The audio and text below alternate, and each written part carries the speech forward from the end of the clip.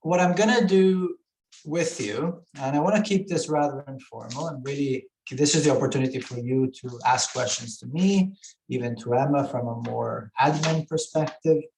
I want to give you a little bit more of my background, who's going to teach you next year, and run you through very briefly something you probably already know, how the 2 semesters will work, the first and the second semester.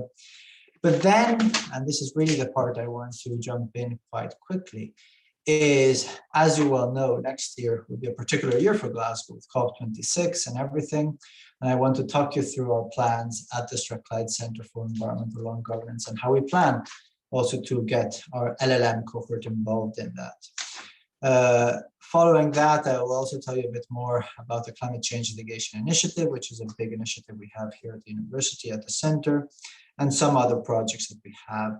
And finally, one thing I don't want to miss out is the opportunities for some of our LLM students to go on and do an internship with the International Institute for Environment and Development. So for those who do not know me, as I said, I'm Francesco Sindico. I am the director of the Strathclyde Centre for Environmental Law and Governance, and also the program leader for the LLM Global Environmental Law and Governance, the program that, all going well, you will be joining in September. By telling you a little bit more about background, you get a sense also of the ethos that we have here at the University of Strathclyde. Obviously, I'm an academic. If not, I wouldn't be working at the university. I do things that academics do. I publish articles, I go to conferences, I bid for projects, I manage teams, and so forth, in a number of areas: public international law, international environmental law, climate change, sustainability. But I always do it with an eye to the so-called real world, if you want. We always engage with non-academic actors, be that a government to whom we provide legal advice before an international court, which I have the pleasure and honor of doing in a specific case before the International Court of Justice, or going completely the other side, we work very closely with primary schools in order to foster sustainability to the younger generations, to children. In between, we work with international organizations, we work with private sector, and this really does 2 things. One, it hones actually our research, but also when we are engaged with students like yourselves, we really go beyond what is in the books. As some of you will know, the way we teach a master here is not asking you to come to class and just take notes. The whole idea is that you will be reading at home in your house here in Glasgow, and then at the seminar we will be discussing a number of topics. And in that discussion, both myself and my colleagues will really bring out the reality beyond the books, let's say. So the ethos here at Strathclyde is really that we go beyond just the theory, we go beyond what is out there, and we really engage with the non-academic world. Other people that will be teaching you are Antonio Cardesa Salzman, who is an excellent colleague and an expert in EU environmental law and global environmental law. You can find all these profiles on the SCELG website. Marantona, who is a fantastic colleague, who's an expert in ocean governance. Michael Melling, who is a professor of practice and an absolutely world-leading scholar and practitioner in climate and energy. And Lorenzo Cotula, which teaches and is specialized in investment and works at the International Institute for Environment and Development. In addition to all of these people, you will have ad hoc guest lectures from other people related to SCELG, like Professor Lisa Morgera, Daniela Diz, Nicolas Pushman, all people, again, who you can see their profiles and their information on the SCELG website under our team. So that's who we are. How do we do it? Now, again, you probably know all of this, so I'll do it very quickly, but please do raise your hand or just stop me if you want to ask any questions, even now. Obviously, you have 2 semesters. In semester 1, you will be taking the first core class, which is International Environmental Law 1.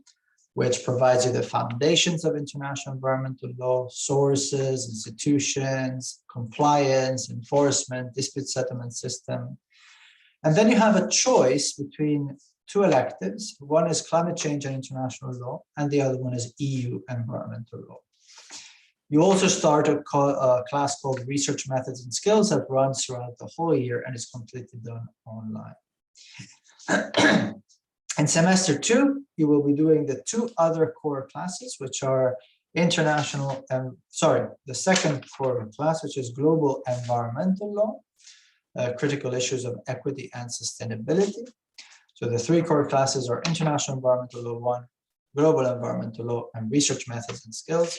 And then in the second semester, you have quite a wide range of electives that you can choose.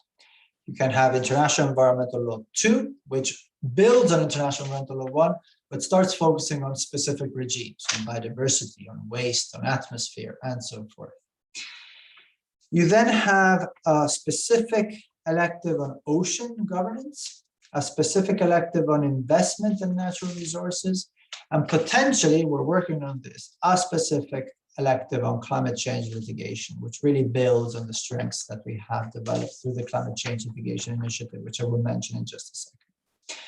So you really have the opportunity, especially then throughout the dissertation, to really tailor your program in the best possible way.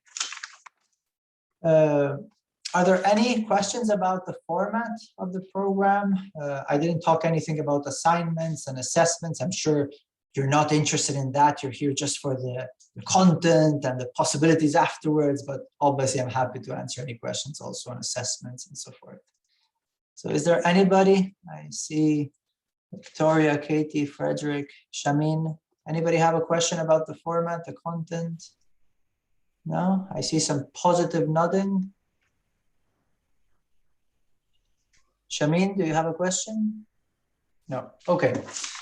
Perfect, so I'll continue, and again, just interrupt me when you feel that you want to have some more information.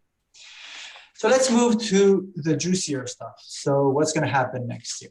As you all know, or at least as I assume you all know, November will be a buzz here in Glasgow. We have 2 weeks of what the media continuously gets wrong. I heard it labeled as the Climate Emergency Summit. It's not a Climate Emergency Summit. It's the COP26. It's the Conference of the Parties of the United Nations Framework Convention on Climate Change and of the Paris Agreement. I understand for media that's probably too long, but I'm fighting my own battles to get it right. Long story short, in 2 weeks in November, the eyes of the world will be firmly on Glasgow, and we will have this COP26. Now, exactly how it's going to work, nobody knows. Hybrid, online, virtual, who knows? It depends on, well, you know on what it depends. Having said that, SKEL has been preparing for COP26 for a long time, and we have lined up a number of really exciting events. So you have on our SKEL website, you will see, if you go on it, on the banner on top, there's COP26. So if you just click on there, you will see more details of it. But just to give you a flavor, on the Saturday, the 6th of November, so on the Friday, the 5th of November, Wednesday, the 3rd of November, we are participating in a project organized by the Global Environmental Measuring the Modeling Network here at the University of Strathclyde, where we're going to be focusing on sub-national actors in climate governance. That is the likes of the state of California, Scottish government, and big cities around the world, and how they are tackling climate change, and in particular, how they're using technology to measure and to monitor carbon dioxide emissions. And incredibly high-level speakers, both from Scottish government, from state of California, and that's one of the first events that we will be contributing, in particular through Michael Melling, but also through me. On Friday, there's the so-called Climate Law and Governance Initiative Day, which will be hosted by our colleagues at the University of Glasgow, but this will be, again, open to students, and it will be a fantastic day where you can really get everything you want about climate law in one day, let's say. On Saturday, we start our own series of events at SKEL, and we have an amazing day lined up. We have in the morning meeting with climate change litigation data providers, anything from the United Nations Environment Program, colleagues at the LSC, colleagues from AIDA, which is an organization in Latin America, colleagues in Asia, you name it, they're there. Those who really count in the world when it comes to climate litigation will be there with us. And in the morning, in an informal setting, we will discuss what we are doing, how we're doing it, where our synergies, collaborations, and what needs are to be discussed going ahead, and how we can all work together towards it when it comes to climate litigation.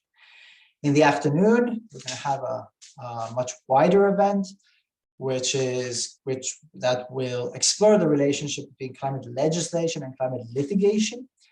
You will have judges, you have practitioners, you have academics all around the table, both virtually and in person. And again, this will be an event where we will need support from students, both logistically, but also obviously there will be space for our students, both the next cohort, hopefully you, and the ones that are still with us this year. On the Sunday, we are in the midst of organizing a high-level panel only of judges of Supreme Courts from around the world. Again, most likely a hybrid, online and in person. And we will need, again, students to help us both from the logistical side and to attend that event. On Sunday, we'll also do something very different, which is we are partnering with a venue called SWG3 that will be hosting the New York Times at Glasgow for COP26.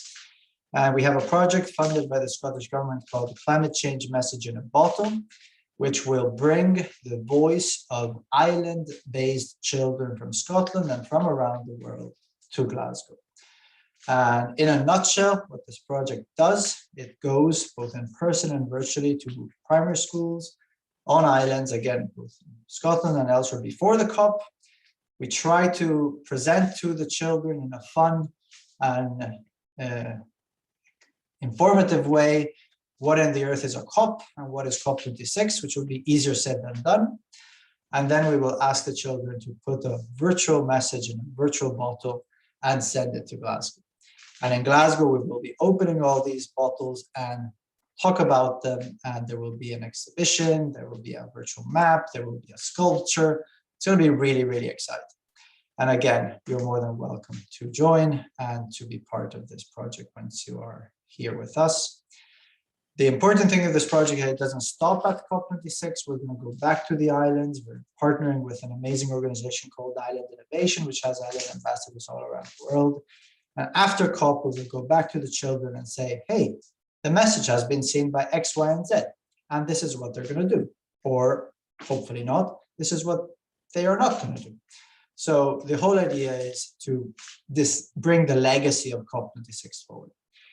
In a similar vein, and again, there may be scope for students to get involved, we're partnering, although this is not yet finalized, with Glasgow City Council to do somewhat similar, which is providing text for 26 sustainable panels that will be lined along the Clyde. For those of you who may know Glasgow, the Clyde is the river in the middle of Glasgow. There's going to be a green corridor along the river. And we're going to provide text for 26 sustainable panels that will explain, once again, in a simple way, what a COP is, what has happened from COP1 to 26, and where are we going after COP26. And this is so that the people of Glasgow and the people visiting Glasgow have a slightly better idea of what in the earth is happening in Glasgow, November. Because again, all those people are starting to talk about it, there's a lot of miscommunication going around. So this is just a flavor of how busy those 2 weeks are. I can anticipate that I think we will have a break in the classes during those 2 weeks for everybody's sake. So we will maybe do a little bit more classes before and a little bit more classes afterwards, because for everybody's sake, those 2 weeks will be very full on, and but very exciting. So that's, there's probably more for COP26, but I'm happy to answer again any questions. And I'm also wondering whether COP26 is something that is on your mind, that is something that you were thinking of. I see some nodding. Any questions about the COP26 activities that we're planning? No? Okay. So moving on, and Anna knows a lot about this, so I do apologize, Anna, for mentioning it again. But the Climate Change Litigation Initiative is one of the many projects that we are doing, but it is one where we are really have a lot of our students involved. So it may well be that you will be involved as well going forward. So what is it? In a nutshell, what this is, it's an effort to provide qualitative information about climate change litigation, about how individuals bring climate cases before courts in specific jurisdictions around 3 scenarios. The first one being an individual challenging the overall climate policy of a country for being not enough, let's say. The second scenario is an individual suing either the state as a whole or a specific government department for the authorization of a project that is leading to more emissions or that is not adapting to climate change in the proper way according to the claimant. And the third scenario is an individual suing a private actor for its actions that are allegedly causing more climate change. The interesting thing of C2LI is that we're focusing not only on countries that have climate change litigation, and you see it on the news almost every day, new cases popping up in Norway, in Belgium, in Italy, the Netherlands, but also in countries that have no climate change litigation or very little climate change litigation. And that's actually, I believe, where C2LI brings more to the scenario of climate change litigation. Now, how do we engage with our students? The way we do this is that for every country, we have a national rapporteur, which in the past has contributed to a book that I co-edited, but going forward may just be a colleague who is versatile or well aware of climate law in that specific country. But then we have our legal analysts, which are PhD students here at Strathclyde or visiting researchers that have gone back to their own institutions, and senior research assistants and research assistants. Senior research assistants are former LLM students who are still collaborating with us, and research assistants are either current LLM students or potentially future LLM students. And what the research assistants do is they work together with the national rapporteur to summarize what, for now, if it is a country that was in the book, was a much longer chapter, it's summarized in shorter version of it, but especially in a more accessible language. Well, because C2LI is going to be a web-based platform, a searchable engine by country, by scenario, that is accessible not just to the high-level researcher who understands everything about climate litigation, but also the media, also the researcher that is not so versatile in climate change litigation, judges, plaintiffs, and so forth. So we do want to do something that is more accessible. It's going to be launched at COP26, so that's another event, although we will mention it, we'll pepper it all over the place, let's say, but it is something that is going to happen. And what it has given us, and that's why we are literally thinking as we speak of maybe bringing in an elective on climate change litigation, it has really put us, Skeld, and the Strathclyde University on the map of climate change litigation. And it would be worth, if this is something we're interested in, obviously maybe it's not for everybody, it will be interested to give you as a future student the opportunity to learn as much as you can on climate litigation through our network, through our contact, and through the huge amount of work that has gone and is going into C2LI. So that's C2LI, but that's not the only project. And not the only projects where students are currently working with us. So a major project that we have is called the One Ocean Hub. This has been going on now for 2 years, and it's a 5-year GCRF, that stands for Global Challenge Research Fund project that brings together universities and the non-universities, so again, private, public sector, from all around the world, in particular the countries that are focusing on the One Ocean Hub are the Solomon Islands, Fiji, South Africa, Namibia, Ghana, and the Caribbean as a region. And what the One Ocean Hub aims to do is to reconceptualize development cooperation. Development cooperation in the past has failed sometimes miserably because it has been, if not imposed by the UK, Italy, France, the North, let's say, it hasn't fully taken into account what development even needs by the so-called South, and in particular from vulnerable communities in the South.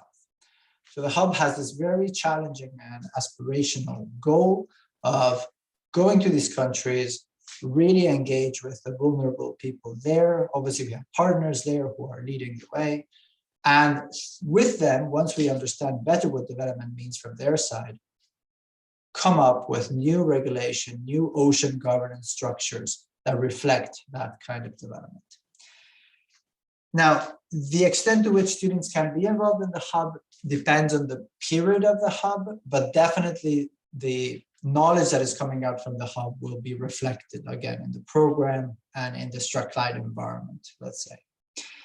The one other project I will mention, this I am involved because one of the areas I am working on is island studies and island policy, is called the COVID-19 Island Insights Series. Now, I do hope that by next year, we will talk less about COVID and we'll be moving on.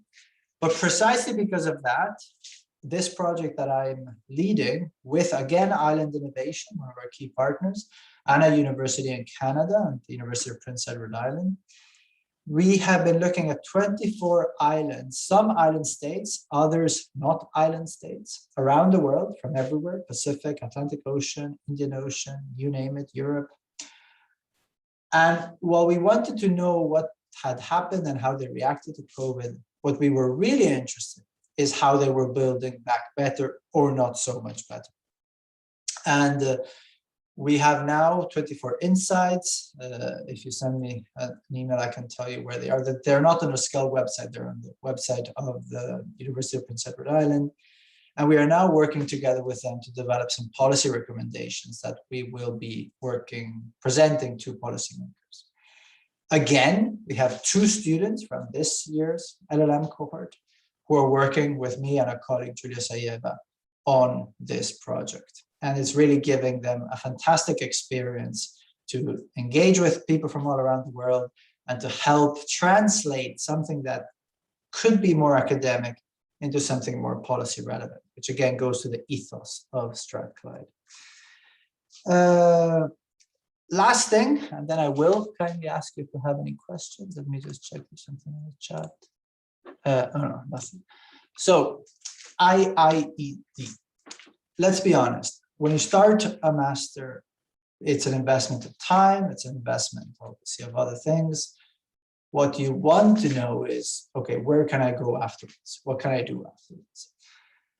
And our students have gone to the amazing things.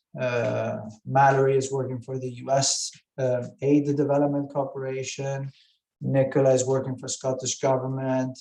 Julie is finishing her PhD and doing her PhD. She also worked for another university and research projects. We really have a wide range of people who are doing fantastic stuff. Having said that, as you well know, it is an incredibly competitive work. And if you just do the master, even if you have the best marks ever, you're still lacking something. When you go to an interview, you'll say, well, yeah, I've been to Strathclyde, I've done a master, I've learned a lot, but there's not really much more you can say. So that's why anything throughout the year, shadowing SKEL, coming to our seminars, engaging in conferences, creating your own COP26 story, and finally, potentially doing an internship in an organization is really what will give you that cutting edge. And at Strathclyde, we are lucky because this amazing organization called International Institute for Environment and Development, IIED, with headquarters in London and Edinburgh, has only 2 universities in the UK, us and another one, King's, I think, in London, where we have a guaranteed a place for one student, at least one place for a student. Sometimes it's 2, but definitely one place for one student. So again, it is a bit competitive. Not everybody can do it, but it is something to look forward to. And in the past, again, students who have done the IIED internship have learned a lot, and some have even stayed on with IIED or have moved thanks to IIED connections. They work on climate change, they work on natural resources. Lorenzo Cotula, again, teaches on our program. He is from IIED and can give you more information. Until pre-COVID, people would be based, if not all week, but let's say at the headquarters in Edinburgh. As every organization in the world, IIED is reconsidering its future. And obviously now we're all working from home. But at least my hope is that places like IIED will have a bit of a blended hybrid system where at least a few days a week you can go work in their offices. So that's everything from me. I will stop talking now, but I really would like to answer any doubts, any questions you may have. And also maybe maybe this part, Emma, we don't need to record, because if there are no questions, I would like to kindly ask Victoria, Katie, Frederick, and Shamin just where they're from and what is bringing them in terms of interest to the LLM, and that way we can have a further conversation for 10-15 minutes. But before that, are there any questions? Even from an admin perspective, the application and so forth, Emma can answer those. Hi, I just have a question about the courses. Will they be in person, or can't we know that yet now? So the plan is that for next year at postgraduate level, yes, they will be in person. So you should plan and consider as an in-person LLM. As you can imagine, we're all tired of distance learning, although for some people it may have even worked, but not for me. So I want to have you in a room. I want to be able to have the interaction that is needed to really get the most out of it. So there may well be some sessions. I mean, now that we know that it is possible to do it like this, let's say that for whatever reason, one of our colleagues has to be in New York for whatever reason, or has to provide legal advice to a government, then a one-off, it could be that it could be online. But generally speaking, you should be thinking of being here in person. Obviously, you need to carefully look at what in the earth the UK is doing in terms of quarantine, colors, amber, red, blue, yellow, whatever color is coming down your way. The last I heard, I pray for me, is that if you are double vaccinated, maybe you can avoid the quarantine. So I don't know how it is in your countries or where you're from, but yeah, that is what we're hoping. Usually, and this is a good thing, our programs are popular, obviously, but we don't have numbers like, I don't know, some other universities down south where you would have LLM program with 150 students, where I have no idea who my students are. That doesn't happen at Strickland. So we have numbers that are manageable, and in this case, they're manageable also from a social distancing perspective. So the idea is that we will have rooms big enough to be socially distanced, safe, and yeah, the idea is to do it in person. But do keep an eye on any, and Emma can help us there, on any official university statement. That's fingers crossed, things go as they should. Anybody else? Okay. Emma, do you mind maybe stop recording here? Yeah. And now I will